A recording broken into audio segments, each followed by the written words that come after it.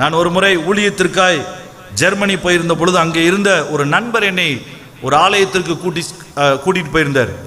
அந்த ஆலயத்தினுடைய வாசலை காமிச்சு சொன்னாரு, இது போன்ற ஒரு ஆலயம் தான், கிட்டத்தட்ட அந்த ஆலயத்தினுடைய வாசல்ல தான் மார்ட்டின் லூத்தர் தன்னுடைய எதிர்ப்புகளை சொல்லுகிற விதத்துல அந்த 95 தீசிஸ் என்கிற அந்த பேப்பரை, விக்கிரக ஆராதனை, பாவ மன்னிப்பு சீட்டு என்று அந்த நாட்களில் சொல்லப்பட்ட ரோமன் கத்தோலிக்க சபையினுடைய காரியங்கள், சபைக்கு பைபிளுக்கு விரோதமாய் சொல்லப்பட்டவைகளை எதிர்த்து தைரியமாய் ஆணி அடித்தார் என்று சொல்லி, அப்ப சொல்லும் பொழுது அவர் சொன்னார், அவர் பட்ட இன்னல்கள், மார்ட்டின் லூதர் பங்கர்ல தான் வாழ்ந்தார் என்று சொல்லி.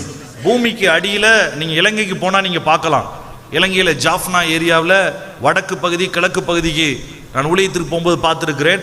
பூமிக்கு அடியில தான் இரும்புல பங்கர் பண்ணி அதுக்குள்ள ஒளிஞ்சிருப்பாங்க. மேல இருந்து குண்டு விழும் பொழுது எங்க விழுதுன்னு தெரியாது, மொத்தமா பூவை அள்ளி போடுறது போல குண்டை தூக்கி போடுவாங்க, யார் மேல விழுதுன்னு தெரியாது. அப்ப அதுல இருந்து தப்பிக்கணும்னா முதல்ல 2 வார்னிங் ஷாட் கொடுப்பாங்க.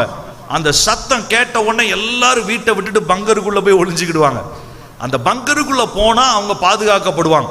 அதுபோல பங்கருக்கு உள்ள இருந்துதான் மார்ட்டின் லூதர் அந்த ரோம அரசாங்கத்திற்கு தப்பித்து அதுக்குள்ள ஒளிந்திருந்து, அந்த நாட்கள்ல அதுல ஏசி வைக்க முடியாது, கரண்ட் வைக்க முடியாது, பூமிக்கு கீழே உள்ள சூடு இருக்கும், சின்ன பந்தங்களை வைத்துக்கொண்டு அதனுடைய நடுவில் இந்த விசுவாசம் ஜெர்மனியர்களை பிடிக்க வேண்டும் என்று சொல்லி அந்த நாட்களில் இருந்த கிரேக்க எபிரேய மொழிகளில் படிக்க முடியாம கடினமாக இருந்த ஆங்கில மொழிகள் இருந்த வேதாகமத்தை ஜெர்மன் மொழிக்கு அவர் எழுதினார்.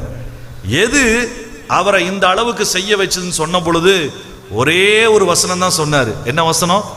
விசுவாசத்தினால் நீதிமான் பிழைப்பான். விசுவாசம் இருந்தா போதுங்க, ரோம சாம்ராஜ்யனை எதிர்த்தாலும் பரவாயில்ல, பங்கருக்குள்ள வாழ்ந்தாலும் பரவாயில்ல. I don't worry about any challenges because I have the faith which is unshakable within me. எனக்குள்ள இருக்கக்கூடிய இந்த தளராத விசுவாசம் இருந்ததுன்னா அது என்னை கட்டி எழுப்புகிறது மட்டுமல்ல, என்னை சௌரியமானாய் தூக்கும்.